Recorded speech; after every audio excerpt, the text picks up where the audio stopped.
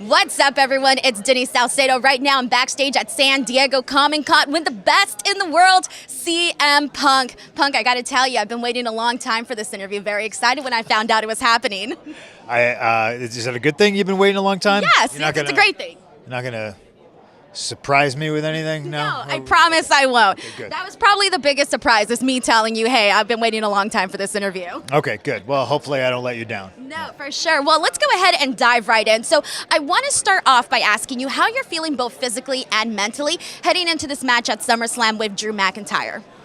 Mentally strong, physically 100%. Or at least as 100% as I get at my current stage of my career.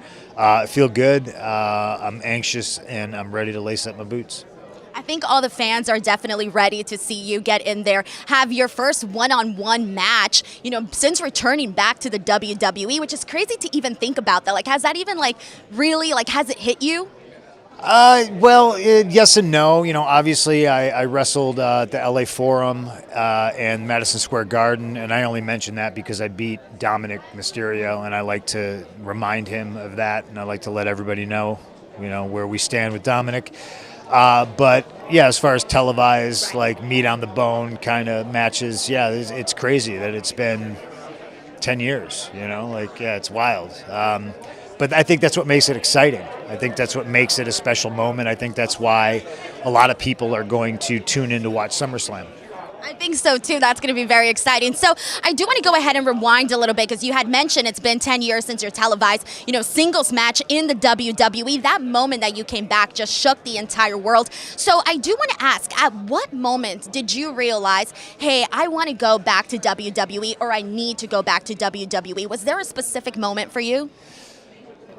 No, because it was never a thing that I was yearning to do. There was a lot of things that had to happen for the pathway to kind of clear.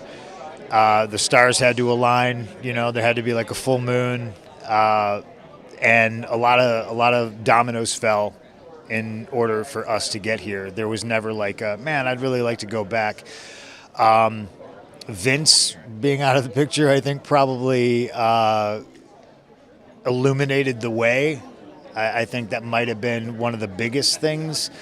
And that's both ways for everybody who's going to obviously sensationalize a headline. It wasn't me, it wasn't him, it was just, there's a lot of history there. And all of a sudden, one of us is removed from the equation, and I think it changed a lot of things.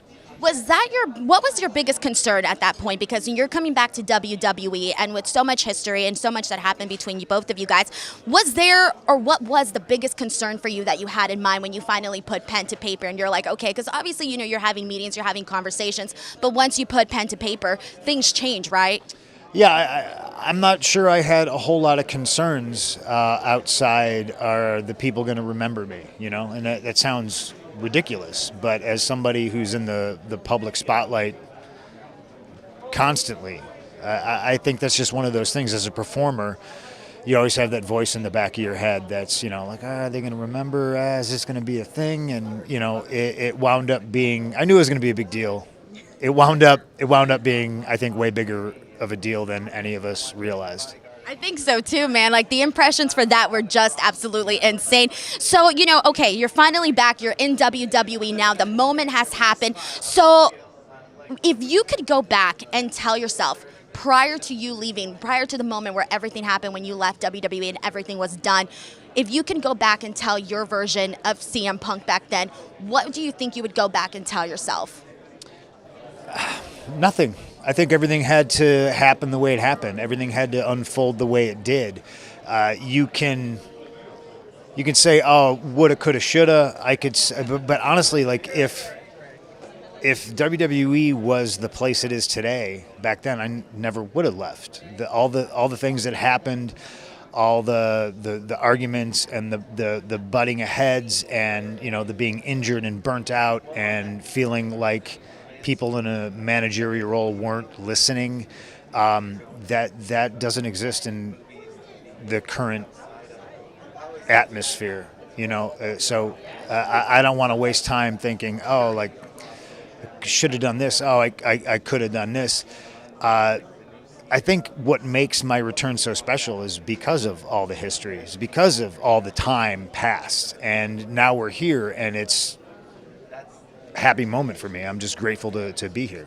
It definitely is. Now, I do want to go ahead and ask you, because you have been very outspoken about AEW, and I got to attend all of the shows and things and saw you wrestle and do your thing. So I do want to ask you, when you look back at that time period in AEW, what are some of the moments, some of the matches that you look back at fondly? Darby Allin immediately comes to mind. Darby's a friend of mine, and I don't like talking about myself like in this regard because, again, people sensationalize headlines and they, make assumptions, and next thing you know, people in the basement are, diagnosing me with some sort of a psychological disorder, even though, anyway, I'm veering off course. I like to think that was a special moment for Darby, being a straight edge kid, being the one that kind of lured CM Punk back into the ring and getting my first match back after 6 or 7 years or whatever it was. That'll always be my number one with a bullet, because I think Darby's a talented kid, and I was happy to share the ring with him. And I think we told a nice little story. Awesome. So I know we got a couple minutes left, so just one final question. You did sign with Paradigm Talent Agency, so I do want to ask you about your goals and aspirations in regards to that. Movies and TV. I want to do fun stuff with cool people.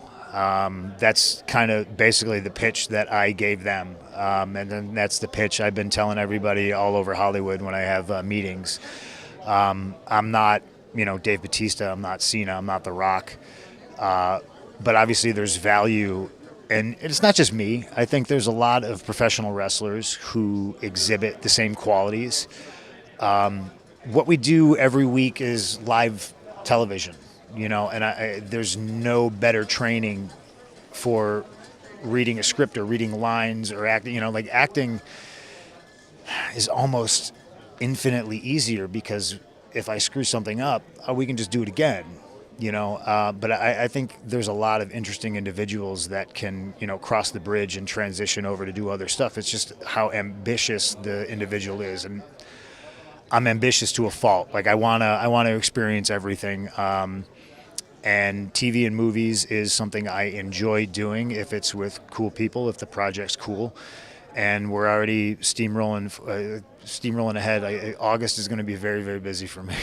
Oh my gosh, well, I can't wait. That's very exciting, and I know the fans are definitely going to see that. I also want to point out that, the whole reason it's possible for me to do TV and movies is, current WWE schedule. It allows me the freedom and the flexibility to do other things to satisfy that creative itch.